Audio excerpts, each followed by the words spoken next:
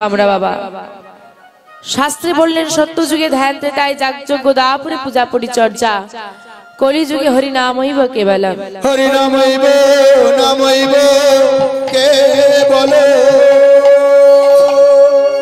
কলি যুগে হচ্ছে নাম সর্বস্ব ধন নাম ছাড়া কলির জীবের গতি নাই গতি নাই গতি নাই সত্য যুগে সাধন ভজন ছিল ধ্যান ত্রেতা যুগে যাগযজ্ঞ দাপুরে পূজা অর্চনা এবং কলিযুগী এই কলিহত জীবকে যদি ভব নদী পারাপার করতে হয় উদ্ধার লাভ করতে হয় হরি নামই হচ্ছে একমাত্র সাধনার পথ।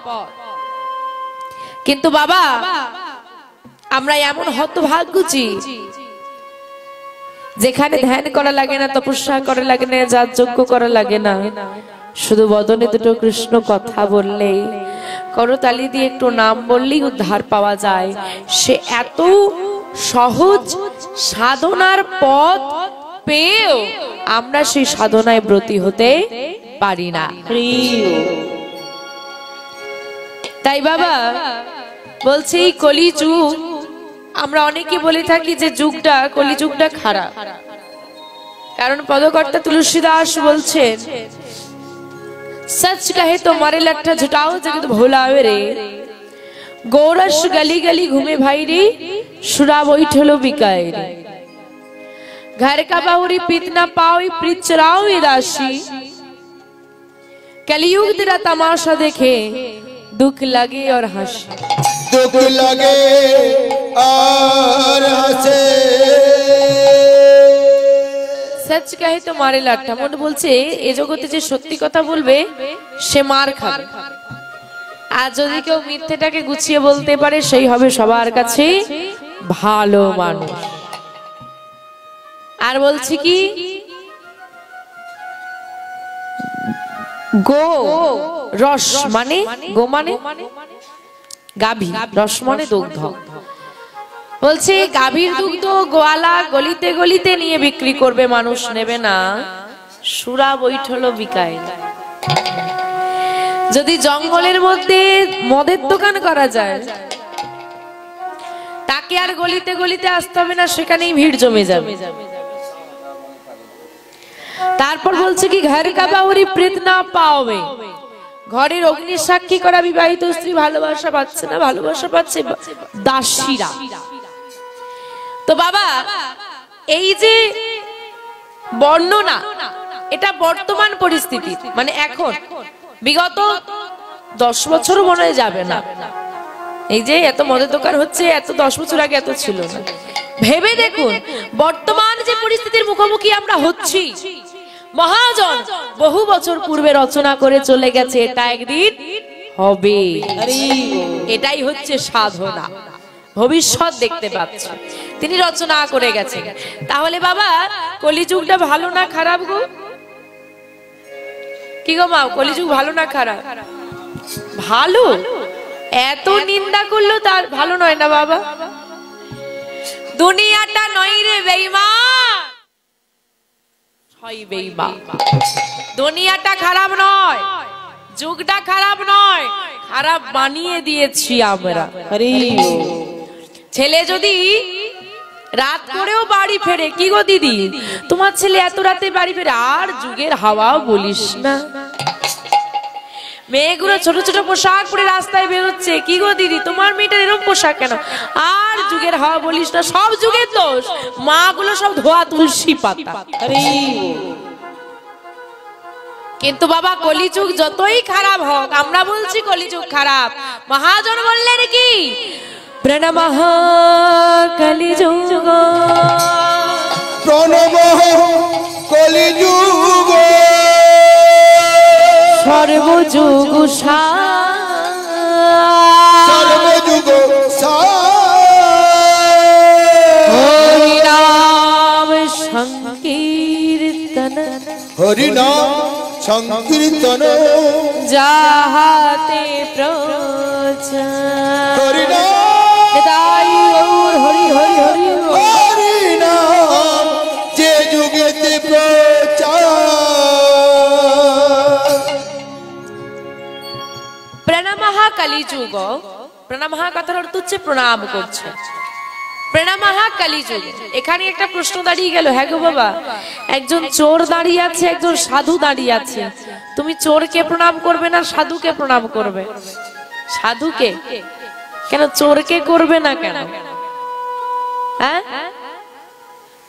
সাধুকেই প্রণাম করব, চোরকে করব না কেন? অসৎ বলে? চোর অসৎ বলে? আর সাধুর বেশে যদি চোর থাকে? রাধে রাধে। ও বাবা, একজন তার গুরুদেবের কাছে গিয়ে বলছে, গুরুদেব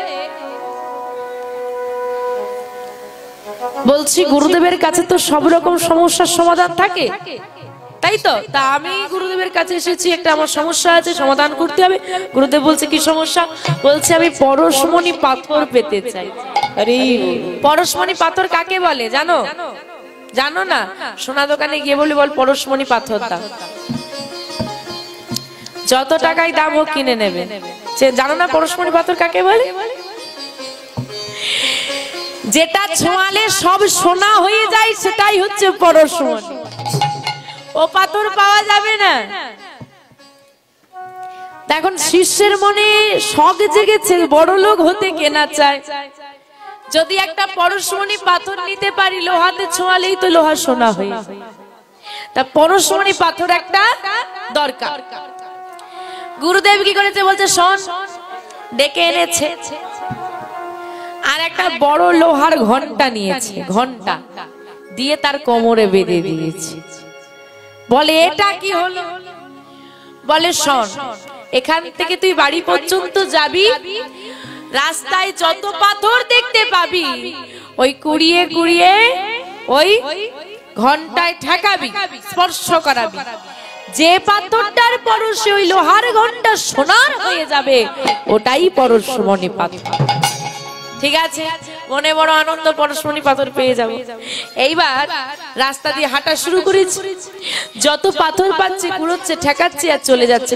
আরে পরশমণি পাথর কি রাস্তায় পড়ে থাকে? যেভাবে যাকে বোকা বানানো যায় আর কি। তো বেশ কিছুটা দূর এগিয়ে গেছে। এখন মা, মানুষের ধৈর্য বড় কম, কলির জীবের ধৈর্য বড় কম। 3 ঘন্টা কীর্তনের সময়, হ্যাঁ, বসা থেকে শুধু ঘুমে ঝুঁকছে। বলে, কীর্তন শুনতে যাবি? বলে, তো কীর্তন আবার কেউ শুনে নাকি? ওসব ভালো লাগে না। এখন একটা ডিজে গান বাজিয়ে দাও না, নাচার লোকের অভাব হবে না। কিন্তু কীর্তন শোনা যায় না, নাম গাওয়া যায় না, কি করে? লজ্জা করে, ভালো লাগে না। কিন্তু বাবা, যতই তুমি ডিজে গানে নাচো আর যতই ওই সব দেখতে ভালো লাগে, শুনতে ভালো লাগে না কেন, তুমি মায়ের ভক্ত হও কি গোবিন্দের ভক্ত হও কি শিবের ভক্ত হও না কেন, যেদিন তুমি মারা যাবে না, কেউ বলবে না বল কালী বল, বল কালী বল বলবে, বল শিব বল বলবে। হ্যাঁ, যে ডিজে গান শুনতে ভালো লাগে তাকে যখন শেষের দিনে নিয়ে যাবে, ওই ডিজে গান বাজিয়ে নাচতে নাচতে নিয়ে যাওয়াটা দরকার আছে না? যার যেটা ভালো লাগে আর কি। কিন্তু বাবা, যখন পৃথিবী ছেড়ে আমরা যাব, একটাই উচ্চারণ হবে, বলো হরি হরি বল, বলো হরি হরি বল, বলো হরি হরি বল। ও মা, তাই বলছি, এবার মানুষের তো ধৈর্য কম, এখন তারও তো ধৈর্য নেই। বেশ কিছুটা পথ পাথর ঠেকিয়ে ঠেকিয়ে এসে দেখছে সোনার হচ্ছে না, বিরক্ত হয়ে গেছে। এইবার হলো কি বাবা, ধৈর্য হারিয়ে গেলে যেমন মানুষের হয়, কাজে মন থাকে না, করতে হয় তাই করছে। রোজ রোজ কি মায়েদের রান্না করতে ভালো লাগে? এখন ঠেলায় পড়েছি, করতেই হবে, তাই করা। এখন যদি কেউ বলে না আজকে থাক, করতে হবে না, মনে কি আনন্দ, ঠেলায় পড়ে করা। হরি বল হরি বল। মা, এরও তাই অবস্থা, পরশমণি পাথর পেতেই হবে, পরশমণি পাথর পেতেই হবে, তাই ঠেকাচ্ছে, ফেলে দিচ্ছে, লক্ষ্য আর করছে না ঘন্টাটা সোনা হলো কিনা। বেশ কিছুটা আসার পর একটা গাছের তলায় ক্লান্ত হয়ে ব্যক্তি বসে পড়েছে। হঠাৎ করে দেখছে ঘন্টাটা সোনার হয়ে গেছে। নিতাই গৌর হরি হরি হরি। ঘন্টাটা সোনার হয়ে গেছে। এই রে সোনার হয়ে গেছে, তার মানে এতক্ষণ ধরে যে পাথরগুলো আমি কুড়িয়ে এসেছি তার মধ্যেই একটা পরশমণি ছিল, কিন্তু তাকেই ভিড়ে আবার খুঁজবো কি করে? তাই তোমার প্রয়োজন সোনার, পরশমণির নয়। তাই তো আমরা সোনা দোকানে পরশমণি কিনতে যাই না, সোনা কিনতে যাই। তাই তোমার দরকার সোনার, পরশমণির নয়। তদ্রূপ বলছে এই হৃদয়টা তো আমাদের লোহা হয়ে আছে। কোনটা পরশমণি পাথর কোনটা নকল পাথর বিচার করার প্রয়োজন নেই। সবার পরশ নাও, মানে কে সৎ কে অসৎ, কে সাধু কে বৈষ্ণব, কে সাধুর বেশে চোর, তোমার জানার প্রয়োজন নেই। তুমি সবার চরণ ধুলি নাও। কে বলতে পারে কোন সাধু পরশমণি রূপ সাধুর পরশে তোমার হৃদয়টা সোনা হয়ে যায়? নিতাই গৌর হরি হরি হরি। আমার সাধারণ অর্থে আমরা সাধুকে প্রণাম করি, সৎ ব্যক্তিকে সম্মান করি। কিন্তু দেখুন বাবা, কলিযুগ খারাপ আমরা বলছি, কিন্তু মহাজন কলিযুগকেই প্রণাম করলেন। প্রণামঃ কলিযুগ সর্বযুগ সার। কেন সব যুগের সার কেন বললো? হরি নাম সংকীর্তন যাহাতে যাহাতে যে কলিযুগে হরি নামের প্রচার, সে যুগের মতো যুগ হয় না আর হবার নয়। তাই তুমি যদি নয়ন বাড়ি দিয়ে একবার গোবিন্দকে ডাকতে পারো, যদি ঘরে বসে নিজে করতালি দিয়ে একটু বদনে নাম গাও আর নয়নের বাড়ি দিয়ে গোবিন্দকে বেঁধে রাখো, তোমার ভবনদী পারাপারের কোনো ভয় নেই। তাই বলছে ভগবানকে ডাকবে কিভাবে জানো? হাসি মাখা বদনে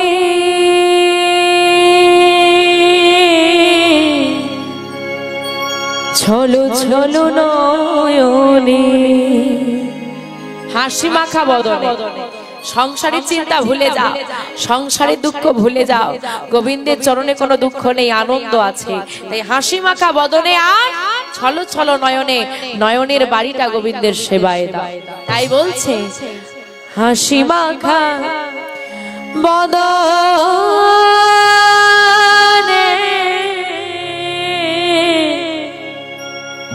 ছলো ছলো নয়নে আনন্দ কাননে। কানন মানে বাগান। কিসের বাগান? আনন্দ কাননে, আনন্দের বাগানে। আনন্দ কাননে ভ্রময়নি বা হরি বল হরি বল মরে রে আমার। হরি বলো হরি বলো মনরে আমার। হাসি মাখা বদনে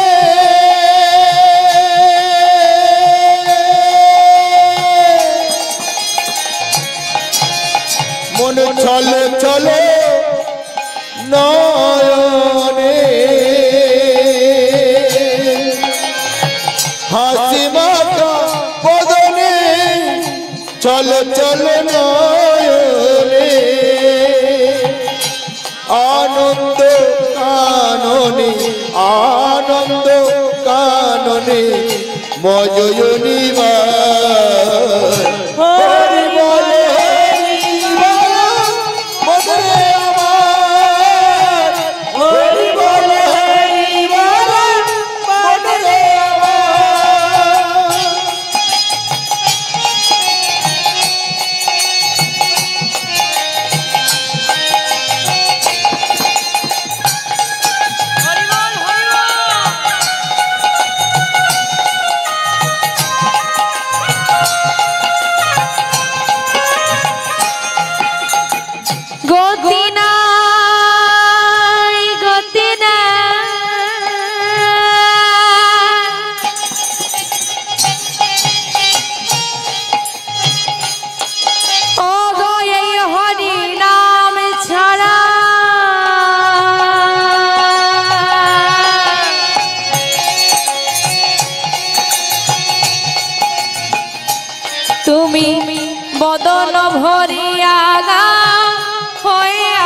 আত্মহারা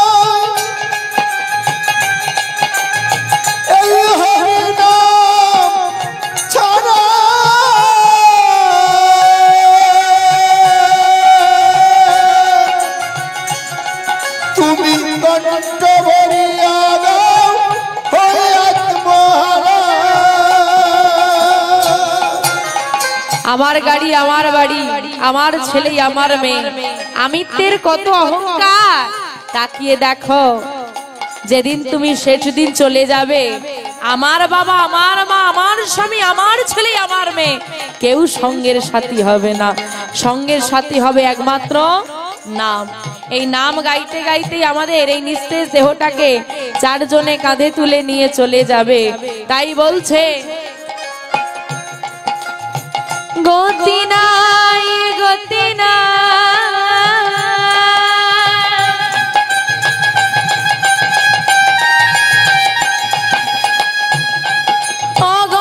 হরি নাম ছাড়া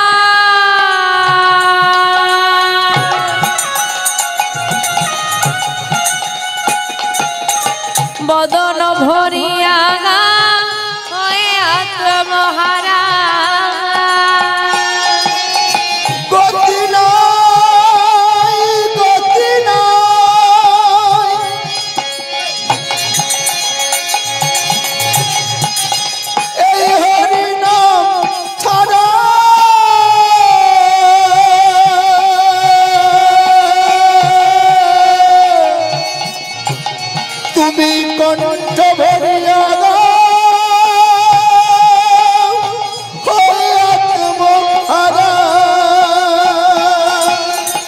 ওই দেখো শ্মশানে কি বরাত্রি কি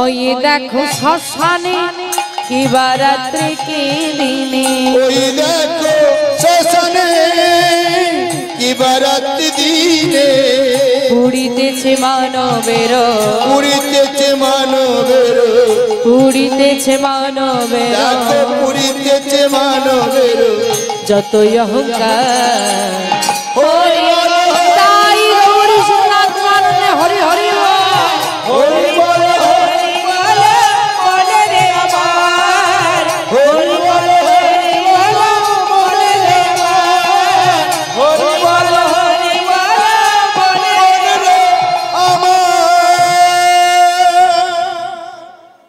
শেষের দিনেও বাবা নাম ছাড়া কেউ সঙ্গে যাবে না এই বাস্তব জগতে আমরা কত অহংকার করি আমার ছেলে আমার মেয়ে আমার গাড়ি আমার বাড়ি আমিত্বের অহংকারটা আমাদের বড় বেশি হ্যাঁ গো আমি মানে কে আমি মানে কে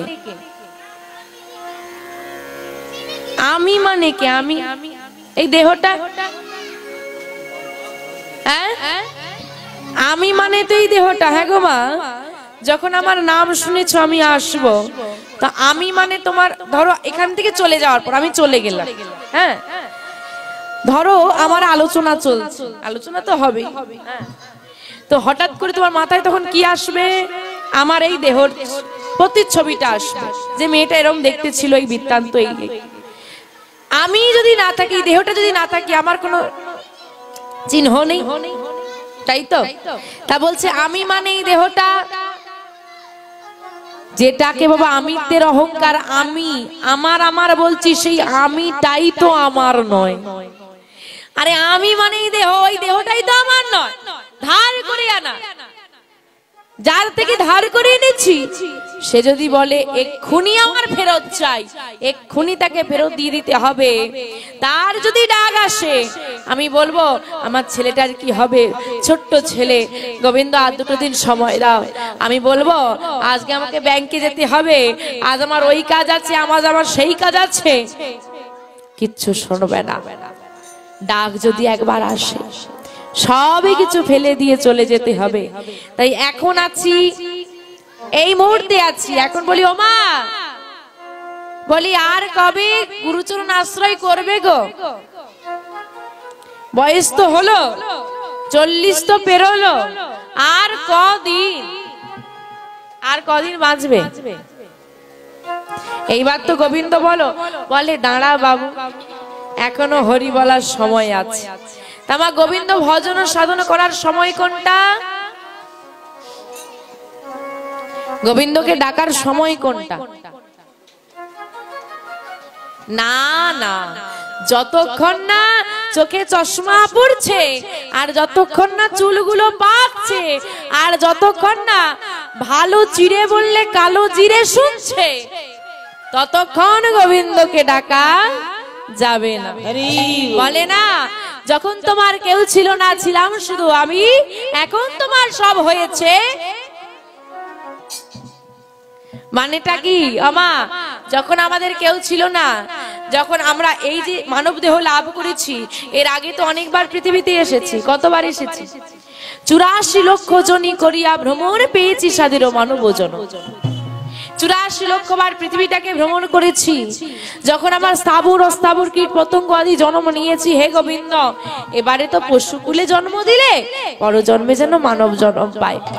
ও গোবিন্দ, এবারে তো পক্ষীকুলে জন্ম দিলে, পরজন্মে যেন মানব জন্ম পাই। ও গোবিন্দ, এবারে তো বৃক্ষকুলে জন্ম দিলে, পরজন্মে যেন মানব জন্ম পাই। অনেক কাকুতি মিনতি নিবেদন করে এমন সুন্দর দেহটা লাভ করলাম, আর এই দেহটা লাভ করে এলাম কোথায়? মাতৃজঠরে, হেত মুন্ডে ঊর্ধ্ব পদে তপস্যা করেছি। হে গোবিন্দ, এ তুমি আমায় কোথায় পাঠালে? চারিদিক অন্ধকার, 32টা নারীর বাঁধন, নড়াচড়া করতে পারছি নি, আর ওই গর্ভের মধ্যে থাকা ছোট ছোট কৃমি কি ওই নরম দেহটাকে ছিঁড়ে ছিঁড়ে খাচ্ছে, তখনই ব্যথা করছে, আহ বড় ব্যথা করছে। ও গোবিন্দ, কৃপা করো, মুক্তি দাও, এই কষ্ট আমার আর সহ্য হচ্ছে না। গোবিন্দ বলল, কেন রে? তোর মা আছে, তোর বাবা আছে, হ্যাঁ তোর দাদু আছে, তোর ঠাম্মা আছে, যা তোদেরকে ডাক। বলে গোবিন্দ, আমি তো কাউকেই চিনি না। চিন্তা করে দেখুন, সন্তান যার গর্ভে আছে সে বলছে আমি কাউকেই চিনি না, যার গর্ভে আছে তাকেও চেনে না। যে মানুষটা খাচ্ছে বলে তার সেবা হচ্ছে, যে মানুষটা ঘুমোচ্ছে বলে সে ঘুমোচ্ছে, যে মানুষটা সে ভালো থাকবে বলে তার পছন্দের খাবারগুলো ছেড়ে দিয়েছে, সে কিন্তু তাকে চেনে না, সে শুধু চেনে গোবিন্দকে। জন্ম নিল, তখনও বলছে চিনি না, কাউকে চিনি না, তোমাকে চিনি। বলছে যখন তোমার কেউ ছিল না, ছিলাম শুধু আমি।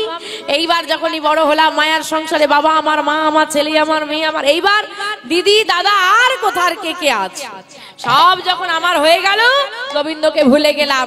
আবার যখন বৃদ্ধ হয়ে যাব, যখন স্বামী হাত ছেড়ে চলে যাবে, পিতামাতা চলে যাবে, যখন ছেলে বলবে বুড়ো বাবা এবার মরলে বাঁচি, আর বৌমা বলছে এই যে দিন দুবেলা রেঁধে বেড়ে তোমার মাকে খাওয়াতে পারবো না, আমি কিছু কাজ করে না, যা বৃদ্ধাশ্রমে রেখে এসো। যখন সবাই আবার সংসার থেকে ফেলে দেবে, আবার গোবিন্দকে ডাকে। এমন করলে হয় না গো। আমরা মানব দেহ নিয়েছি কেন? মানব দেহ নিয়ে পৃথিবীতে এসেছি কেন? খাবো আর ঘুমাবো বলে, তাই তো? এই তো আমাদের কাজ। সকালবেলায় ঘুম থেকে উঠলাম, হ্যাঁ এইবার একটু চা হয়ে গেল সকাল সকাল, হয়তো বাড়িতে শীতকালে তো হয়, একটু চা বিস্কুট হয়ে গেল, তারপর একটু টিফিন কি করতে হবে, স্নান টান করে একটু গোবিন্দের সেবা হলো হলো, না হলো তাই চললো। আমি খেতে পেলেই হলো, গোবিন্দের জন্য তো ধরা বাঁধা নকুনদানা রয়েইছে। 2 দিন একই রান্না হয়েছে, 3 দিন আর চলবে না, কিন্তু গোবিন্দের জন্য সারা জীবন নকুনদানা পদার্থ। ও মা, বাড়িতে নকুনদানা গোবিন্দকে দেওয়া হয় তো? কটা করে দাও? হ্যাঁ, কটা করে? কটা করে নকুনদানা দাও? দুটো? দুটো? কি সমস্যা, চারটে থেকে কমে দুটো করে দিয়েছে। না, কমানো ভালো, এমনিতেই এত নকুনদানা খাই সুগার না হয়ে যায়, চিন্তাই হয়। রাধে রাধে। ও মা, তারপরে টিফিন হয়ে গেল, খাওয়া দাওয়া হয়ে গেল, এবার মধ্যাহ্নে খাওয়া দাওয়া হয়ে গেল, ঘুমিয়ে পড়লাম, আবার বিকেল বেলা ওটা টিফিন হয়ে গেল, আবার রাতবেলা খেলাম দিলাম, ঘুমিয়ে গেলাম। সারাদিন সংসার নিয়ে ব্যস্ত হয়ে গেলাম, গোবিন্দকে ভজলাম না। কিন্তু মহাজন বলছে তুমি পৃথিবীতে এসেছো কেন, এটা আগে সন্ধান করো। কেন এসেছি? কৃষ্ণ ভজিবার তরে সংসারে আইনো, সংসারে আইনো, মিছে মায়ায় বদ্ধ হইয়া বৃক্ষ সম হইন। মিছে মায়া, মিছে মায়ায় বদ্ধ হইয়া বৃক্ষ সম হইন। কৃষ্ণ ভজিবার তরি সংসারী আইন। তোমাকে পৃথিবীতে মানব জন্ম দিয়ে পাঠানো হয়েছে শুধুমাত্র গোবিন্দ সেবা করার জন্য, কিন্তু তুমি বাকি সব করেছো বিহনে গোবিন্দ সেবা।